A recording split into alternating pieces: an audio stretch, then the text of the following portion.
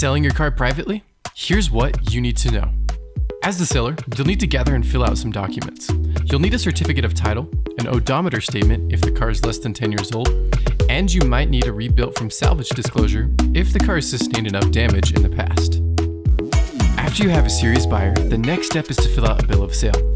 This state doesn't actually require one, but it might come in handy if the new owner fails to apply for a new title. Next, you'll need to transfer the title to its new owner. You'll need to hand over the current title, have all the previous documents filled out, and exchange payment. If you have a lost or misplaced title, you can request one online at the DMV's website. The next step is to fill out a notice of sale. An Illinois title has a detachable notice of sale form. Fill it out and mail it to the Illinois Secretary of State.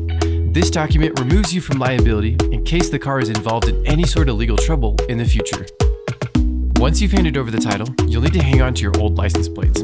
You'll also need to contact your insurance agency and cancel coverage on the vehicle. Want to make your next sale safe, simple, and secure? Check out privateauto.com.